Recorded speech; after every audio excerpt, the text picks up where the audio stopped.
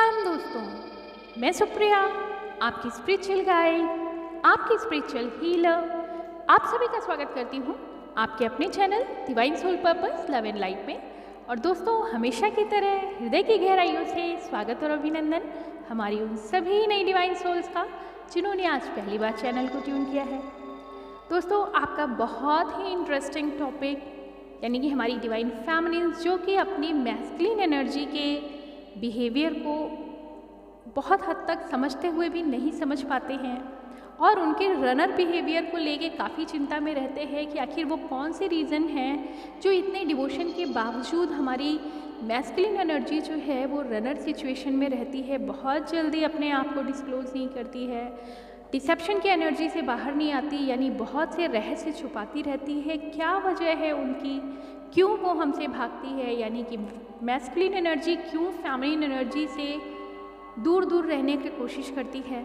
इन सभी कारणों को जानने के लिए जो भी हमारी डिवाइन फेमिनिन्स की ढेर सारी रिक्वेस्ट आए हैं, उन्हीं के बेसिस पे आपके अनुरोध पे जो करंट टॉपिक है हमारा, डिवाइन मैस्कुलिन क्यों रनर बिहेव करते हैं, क्या उनके मन में होता है, वो फेमिनिन को किस तरह से होना चाहते हैं, यानी कि वो कौन से गुण हैं जिसके लिए वो डिवाइन फेमिनिन को बहुत पसंद करते हैं, और वो कौन से कारण हैं जिसकी वजह से वो फेमिनिन एनर्जी से बहुत दूर भागने लगते हैं और मिस्टीरियसली वो अपने आप को डिस्क्लोज भी नहीं करते हैं, वजह भी नहीं बताते हैं। इन सभी रहस्यों का पर्दा आज हम अपने इस एपिसोड में उठाएंगे। दोस्तों, किसी भी एनर्जी के बिहेवियर को जानने के लिए उनके डिज़ाइनिंग का पता होना बहुत ज़रूरी है कि आखिर उनका खुद का नेचुरल बिहेवियर क्या होता है, किन सर्कमस्टांसेस में वो उस एनर्जी में आते हैं और क्या हालात होते हैं जिसमें उनकी अपब्रिंगिंग होती है, यानी किन परिस्थितियों से बन के वो तैयार होते हैं और इस वजह से उनके ऊपर कितने तरीके की लर्निंग होती है, कैसा कैसा उनकी अपब्रिंगिंग में उनकी साइकोलॉजी और बिहेवियर में चेंज आता है। और यही वो सारी वजह बनती हैं जो वो दूसरे के साथ अपनी कुछ उपेक्षाएं और अपेक्षाएं रखते हैं, यानी कि कुछ चीज़ें वो लाइक करते हैं और कुछ डिसलाइक करते हैं।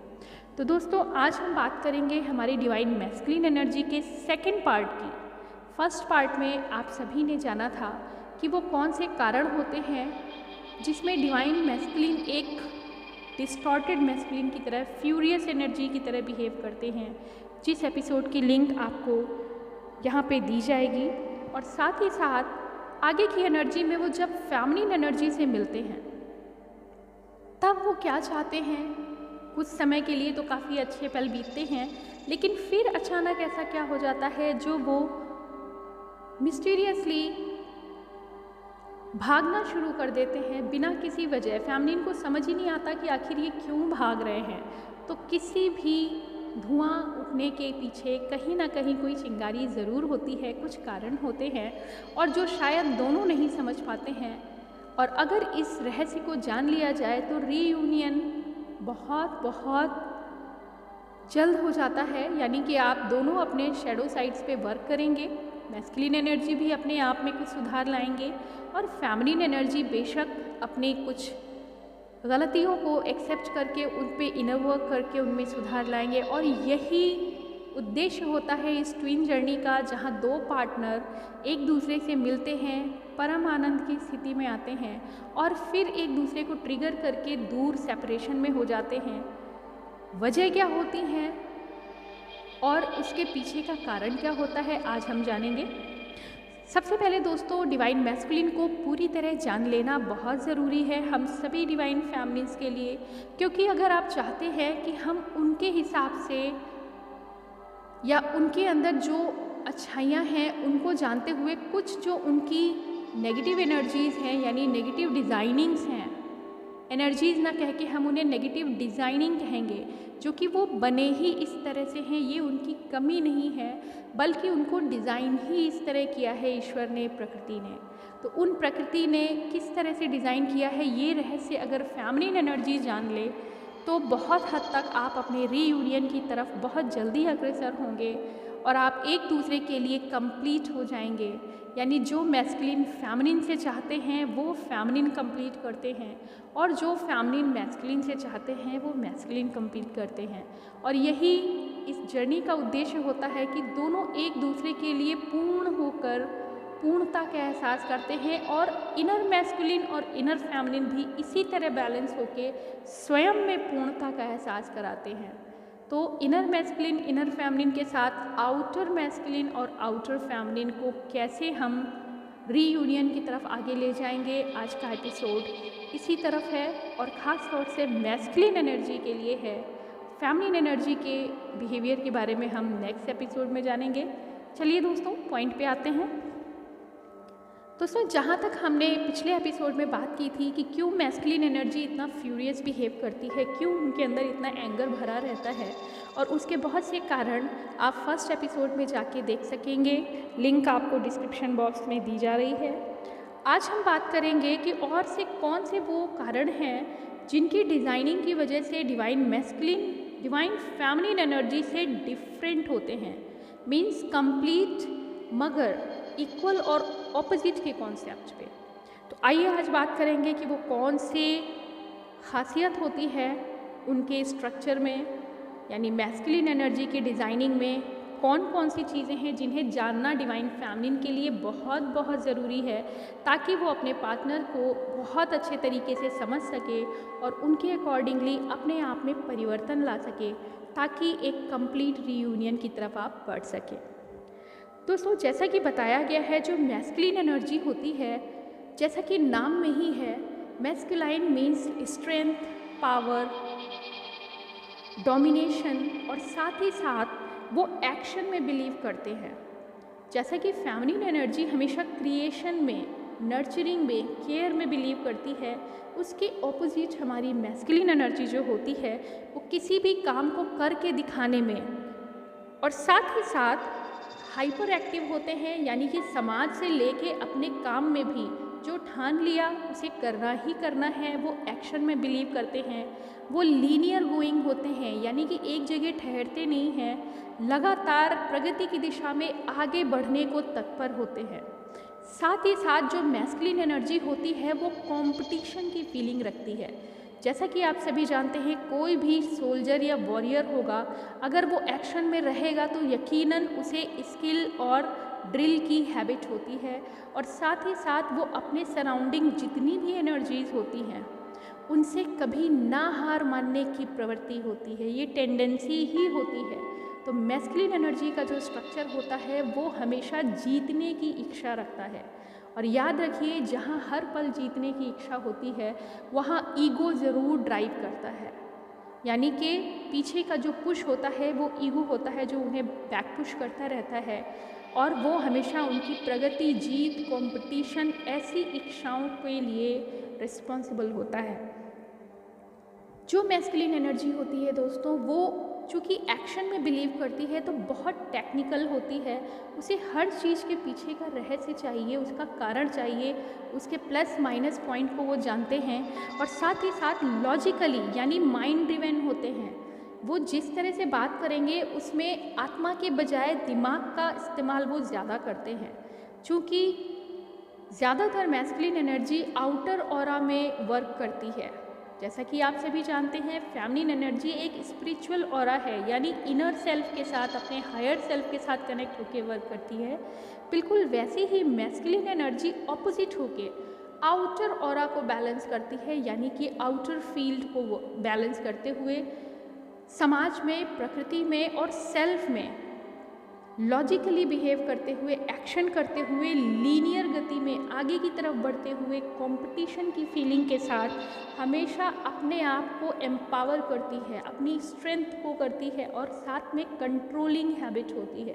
वो हर किसी भी चीज़ को अपने वश में रखना चाहती है, क्योंकि उसकी पावर और सत्ता हमेशा बनी रहे। ये मैस्कुलिन एनर्जी की बात हो रही है दोस्तों। एनर्जी मीन्स आपकी इनर मैस्कुलिन भी हो सकती है।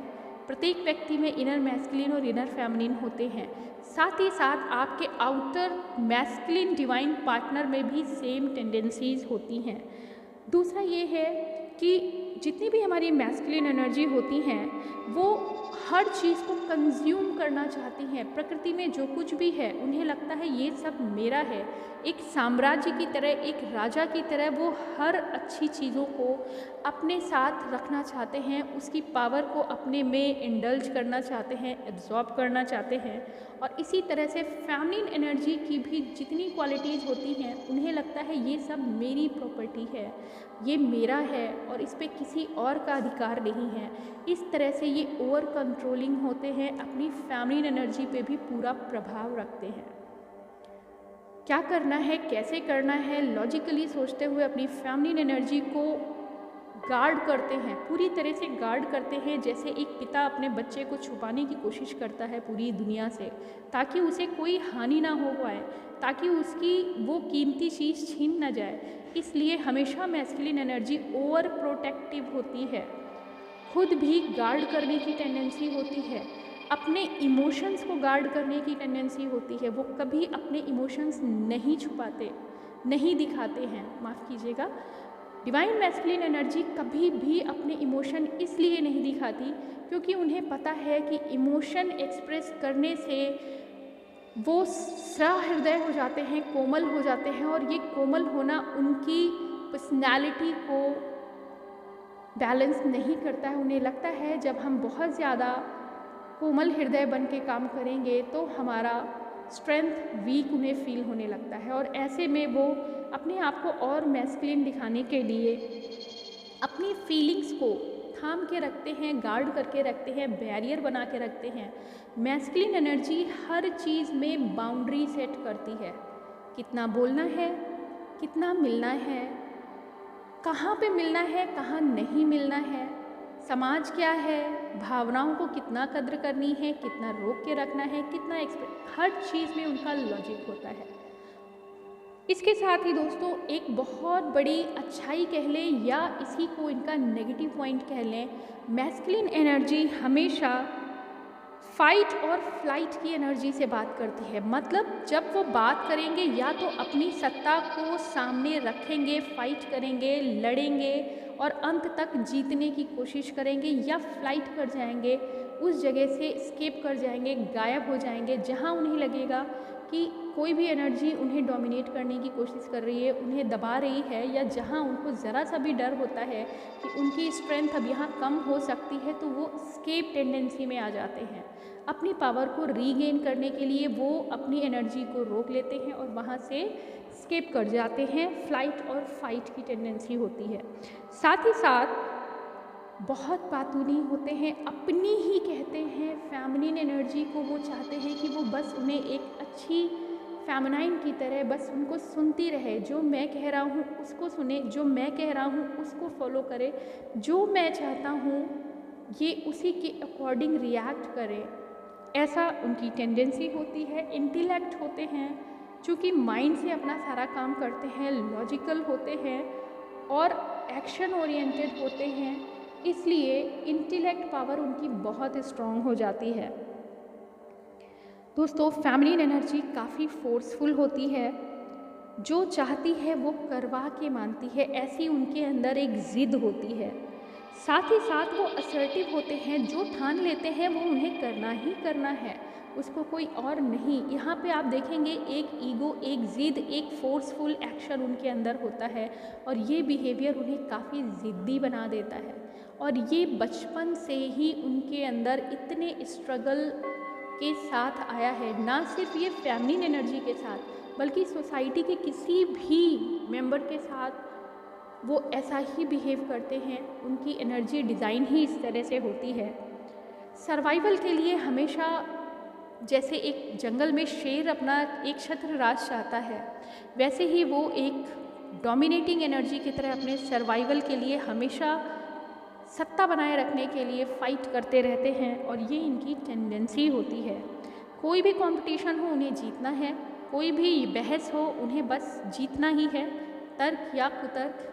और साथ ही साथ इमोशनल गार्डिंग करते हैं, यानी अपने आप को कभी भी ये नहीं दिखाते कि मैं भावनात्मक रूप से कमज़ोर हूँ या मेरे अंदर भी कुछ सॉफ्ट कॉर्नर है।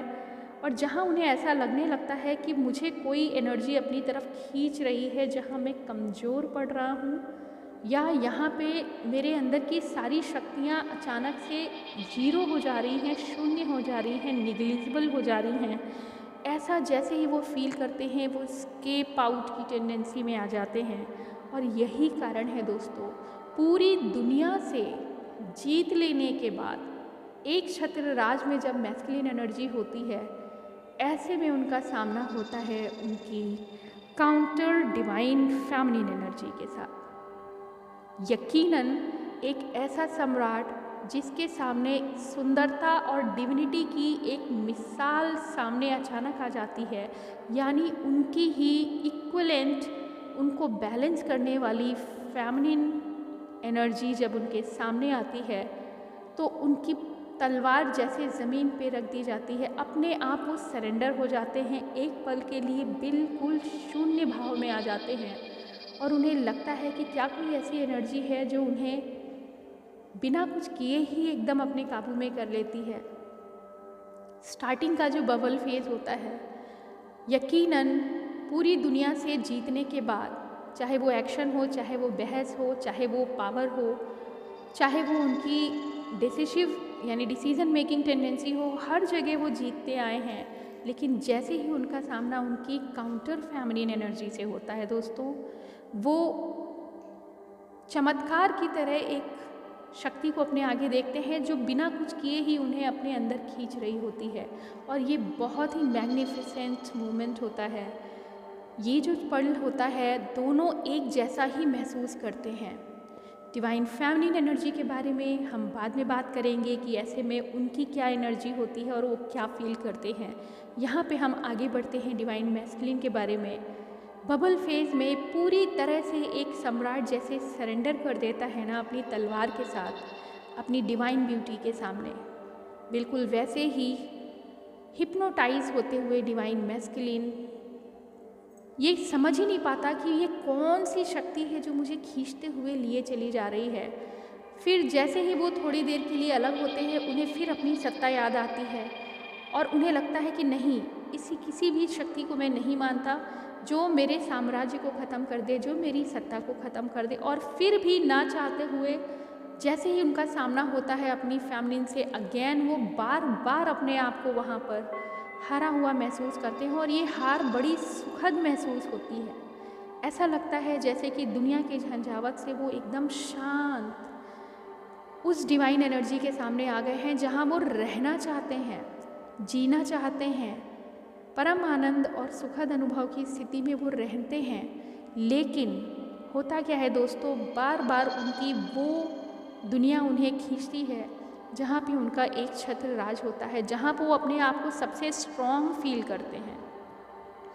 बिल्कुल उलट, जैसे ही वो फेमिनिन एनर्जी के सामने आते हैं, बिना किसी शस्त्र अस्त्र के फेमिनिन एनर्जी उनके अंदर की सारी शक्तियों को शून्य कर देती है, क्योंकि उसकी जो स्पिरिचुअल पावर होती है वो उन्हें कहीं अंदर तक टच कर रही होती है, फील करा रही होती है अपनी प्रेजेंस को। और यहाँ वो एक थके हुए राजा की तरह बिल्कुल आराम की मुद्रा में, चैन की मुद्रा में, शांति के साथ जो आनंद महसूस करते हैं, वो क्षण तो बहुत सुखद होते हैं। लेकिन जैसे ही उन्हें अपनी पावर और स्ट्रेंथ याद आती है, वो वापस रनर बनते हैं। बार बार ये सोचते हैं कि ये दुनिया ऐसा तो नहीं इल्यूजन है, ये कोई चमत्कार या माया जाल है जहाँ मैं फंस रहा हूँ। ऐसी कोई शक्ति है क्या जो मुझे इस तरह से कमज़ोर कर सकती है? मैं भावनात्मक रूप से कमज़ोर हो रहा हूँ, मेरे इमोशन जग रहे हैं, मेरा दिल तेज़ धड़कता है और ऐसे में मैं कुछ नहीं कर पाता हूँ।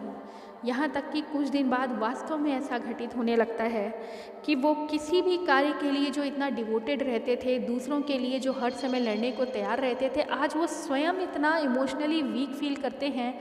वो एक तरह से इतना खिंचाव महसूस करते हैं कि रह नहीं पाते एक भी पल फेमिनिन एनर्जी के बगैर, ना चाहते हुए भी बार बार खींच के वहाँ पहुँचते हैं।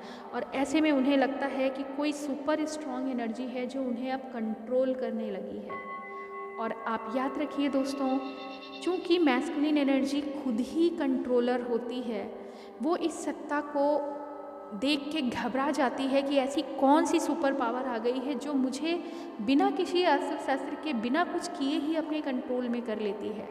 वो लाख चाहते हैं कि मैं वहाँ से भागूं, झूठ बोलते हैं, मैनिपुलेट करते हैं और सोचते हैं कि मैं सामने जाऊंगा तो बहुत से बहाने बना के दूर चला जाऊंगा, मगर प्रकृति ने, यूनिवर्स ने कुछ और ही सोचा होता है।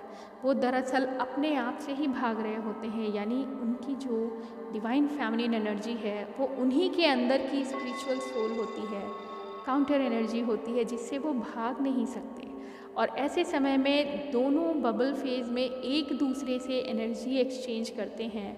जो मैस्कुलिन एनर्जी अपने इमोशन को कभी एक्सप्रेस नहीं करती है, वो अब खुद को इमोशन से घिरा हुआ पाती है और ऐसे में वो कंफ्यूज हो जाती है कि मैं हूँ क्या, ये अचानक क्या परिवर्तन हो रहे हैं। और फाइनली बहुत लंबे जद्दोजहद के बाद वो अपनी सत्ता को वापस अचीव करना चाहती है। वो अपने अस्तित्व को खोना नहीं चाहती जो अब तक उन्होंने अचीव किया था। और ऐसे में उन्हें लगता है कि मैं किसी माया जाल में आ गया हूँ, संसार से दूर जा रहा हूँ, जो मुझे जिम्मेदारियाँ मिली हैं मैं उनको निभा नहीं पा रहा हूँ। मैं पूरी तरह से एक परिवर्तन में आ चुका हूँ जो कि उन्हें स्वीकार नहीं होता, जो कि उनका नेचर नहीं होता। वो अपने नेचर के विपरीत ढलते चले जा रहे हैं उस फेमिनिन एनर्जी के स्वरूप में।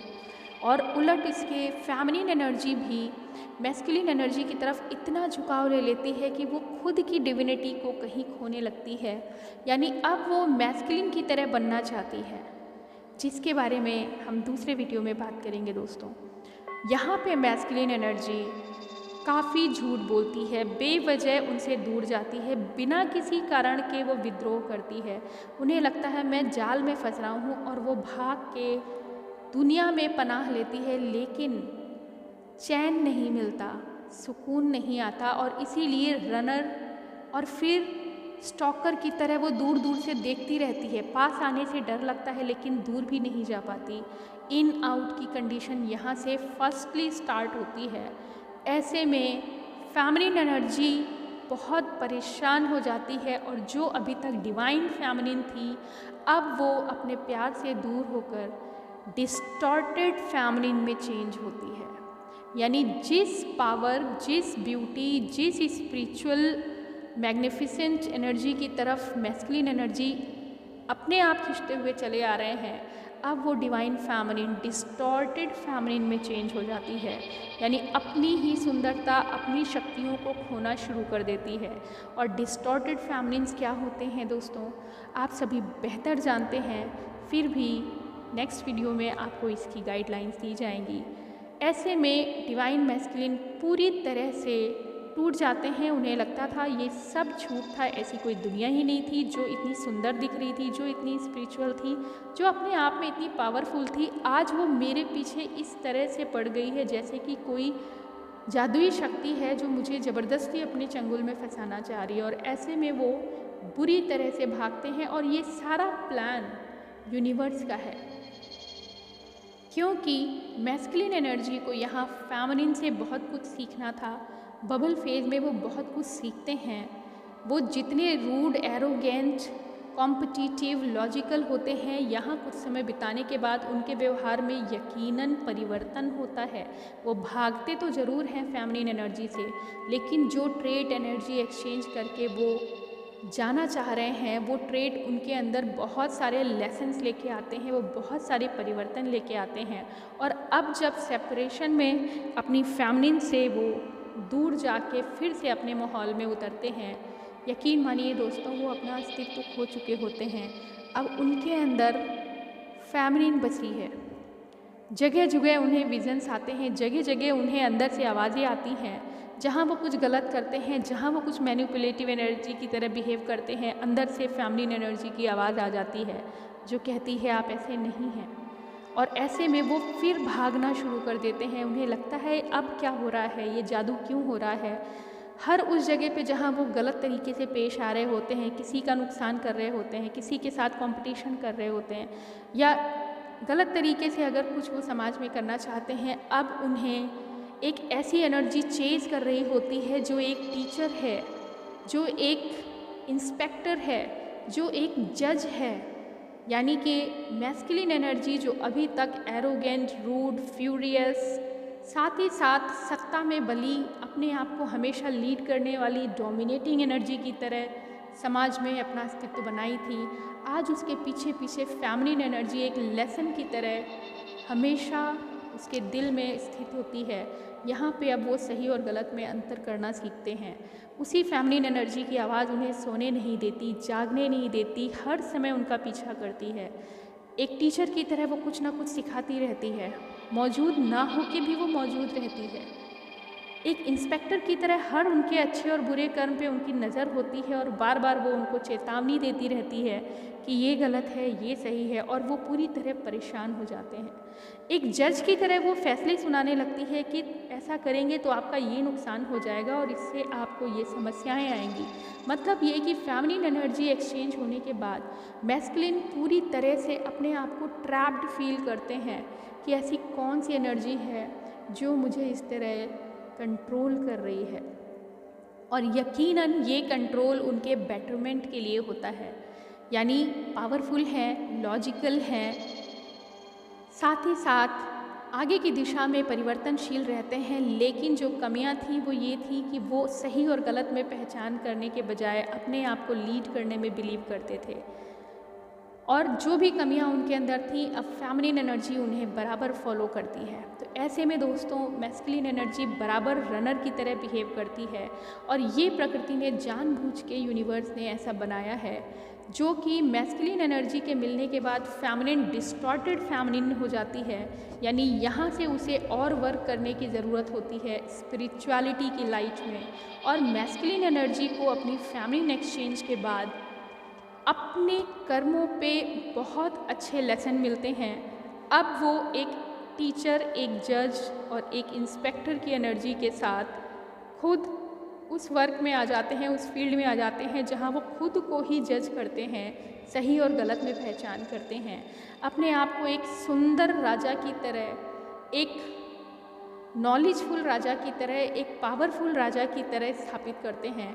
यानी उनकी पर्सनालिटी, उनके ऑरा में भी बेटरमेंट होता है, और उधर फेमिनिन एनर्जी अपनी स्पिरिचुअल ग्रोथ में आगे बढ़ती है, डिस्टॉर्टेड फेमिनिन से फिर डिवाइन फेमिनिन में आती है, और जब दोनों अपने आप को बैलेंस कर लेते हैं तो फिर अग्रसर होते हैं रीयूनियन की तरफ।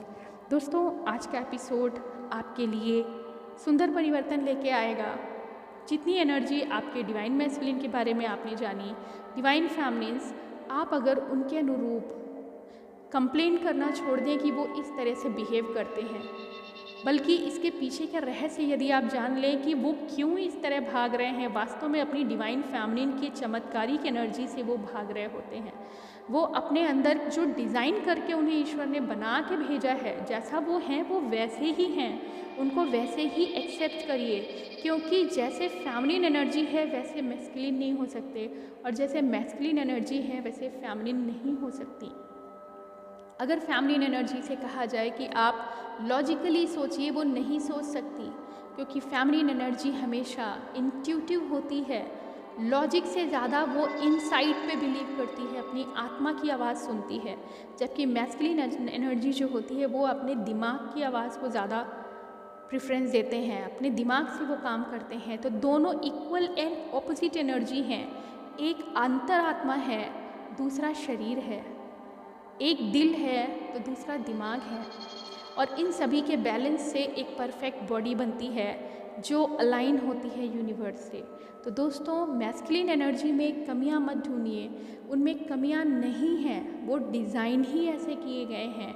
और फेमिनिन एनर्जी में वो पावर्स होती हैं जो अपने मैस्कुलिन को इस तरह से बिना कुछ किए ही जीत लेती हैं, जिसकी शक्ति से घबरा के मैस्कुलिन रनर हो जाता है, और डिस्टॉर्टेड होने के साथ तो वो और भी दुगनी गति से भागना शुरू करता है। क्योंकि अगर फेमिनिन एनर्जी जिससे वो खिंच के आया था, जिसमें वो शक्तियाँ वो उसको देखती थी, जिसमें वो सुख शांति उनको महसूस होती थी, जब फेमिनिन डिस्टॉर्टेड फेमिनिन में चेंज होती है तो उनको लगता है ये तो बिल्कुल अलग, सोचा मैंने कुछ और था, यहाँ पे तो कुछ और ही है, और वो और दुगनी रफ्तार से भागना शुरू कर देते हैं। तो ऐसे में डिस्टॉर्टेड फेमिनिन बनने के बजाय आप फिर से अपनी डिवाइन फेमिनिन एनर्जी की तरफ आइए और आप देखेंगे मैजिकली रिफॉर्म होके बहुत से लेसन से अपने आप में सुधार करके मैस्कुलिन एनर्जी ज़रूर आपके पास रीयूनाइट होने के लिए आएगी। जिस तरह आप मैस्कुलिन एनर्जी को समझ रहे हैं, उन पे ऊपर वर्क कर रहे हैं, उनके पॉजिटिव और नेगेटिव ट्रेंड्स पे जान रहे हैं, वैसे ही यूनिवर्स मैस्कुलिन एनर्जी को भी गाइडेंस देते हैं किसी न किसी रूप में। वो अपनी फैमिलिन की शक्तियों को पहचानते हैं। जिन भी क्वेश्चन से, जिन भी नज़र रखने की प्रकृति से फैमिलिन एनर्जी उनको कंट्रोल करने की कोशिश करती थी, अब वो उसको समझ रहे हैं कि जो मेरी फैमिलिन बताया करती थी वो बिल्कुल सही है। जो वो इंट्यूटिवली गाइड करती थी वो बिल्कुल सही है। जो वो कहती थी ऐसा होगा और वो हो जाता है, अब उन्हें पता लगता है कि हाँ वो सच कहती थी, उसके अंदर कुछ दैवी शक्तियाँ हैं जो मैं उस समय नहीं समझ पाया। और ऐसे में बहुत से लेसन अचीव करके अपने आप में चेंजेस करके मैस्कुलिन एनर्जी पुनः रीयूनियन के लिए आगे बढ़ती है। एक तरफ फैमिलिन अपने ऊपर वर्क कर रही होती है, दूसरी तरफ मैस्कुलिन पे यूनिवर्स वर्क कर रहे होते हैं और दोनों एक दूसरे को पहचानना शुरू कर देते हैं। और अब डिवाइन टाइमिंग आती है अपना रोल प्ले करने, यानी रीयूनियन की तरफ आपको ले जाने के लिए।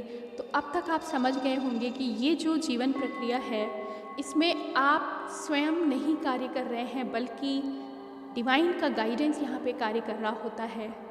और ये प्रकृति है, प्रकृति को एज़ इट इज़ हमें एक्सेप्ट करना है। हम उसमें परिवर्तन नहीं कर सकते, हम अपने अंदर सुधार ला सकते हैं। दोस्तों, मुझे उम्मीद है डिवाइन फैमिलीन्स ने मैस्कुलिन एनर्जी को अगर बेहतर समझा, जितना बेहतर आप समझेंगे उन्हें, उतनी जल्दी आप रीयूनियन की तरफ आ जाएंगे। तो दोस्तों, आज के लिए इतना ही। ओम नमः शिवाय, ओम शांति।